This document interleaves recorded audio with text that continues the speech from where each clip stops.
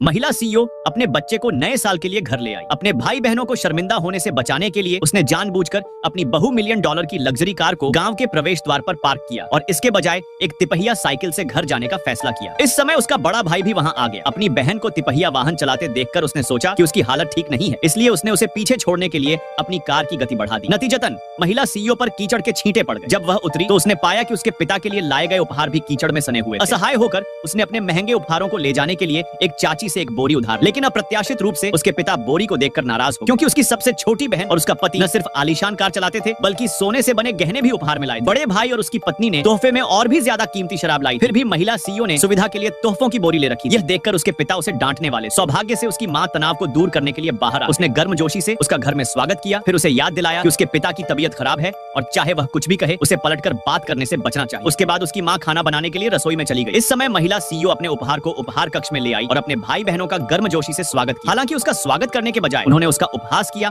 और उसका मजाक उड़ाया। कहा कि वह जो बोरी ले जा रही थी वह कूड़ेदान से उठाई गई लग रही थी और उसने उसे तुरंत कचरा बाहर निकालने के लिए। यह सुनकर उसकी बेटी ने तुरंत उसका बचाव करने के लिए बात की, यह कहते हुए कि अंदर कचरा नहीं था बल्कि उसके दादा दादी के लिए लाखों के उपहार थे। यह सुनकर भाई बहनों को लगा कि छोटी लड़की झूठ बोल रही और उन्होंने सीईओ से कहा कि वह अपनी बेटी को कहानियां न बनाना सिखाए। जब महिला सीईओ बहस करने वाली थी तो उसके पिता ने शोरगुल सुन लिया और बिना कुछ कहे अंदर चले गए। उन्होंने दूसरे भाई बहनों और उनके जीवन साथियों से खाने के लिए जाने को कहा, लेकिन उन्होंने सीईओ को पीछे छोड़ दिया और उसे टेबल साफ करने का निर्देश दिया। इस स्पष्ट पक्षपात को देखकर सीईओ स्वाभाविक रूप से परेशान हो गया, लेकिन उसे आश्चर्य हुआ जब उसके पिता ने कहा कि यह उसकी अपनी गलती थी, वह अक्षम थी और इसके लिए किसी और को दोषी नहीं ठहराया जा सकता। बहस सुनकर उसकी मां दौड़ी चली। उसने अपनी बेटी को गुस्सा न करने के लिए मनाया और उसे जल्दी से खाना खाने के लिए कहा, लेकिन एक बेटी के रूप में वह अपनी मां को अकेले खड़ी मेहनत करने नहीं दे सकती थी, इसलिए वह साथ में टेबल साफ करने में मदद करने के लिए रुकी। जब वह अपनी बेटी को खाने के लिए बाहर ले गई तब उसने लापरवाही से उपहारों की बोरी टेबल पर रखी। उसके पिता ने यह देखा और गुस्से में आकर उसे डांटा, जिससे परिवार को शर्मिंदा होना पड़ा। सीईओ ने समझाया कि अंदर रखे उपहारों की कीमत हजारों में, लेकिन घमंडी रिश्तेदारों ने उसकी बात मानने से इनकार कर दिया। माँ और बेटी का मजाक उड़ाते हुए कहा कि सेब पेड़ से दूर नहीं गिरता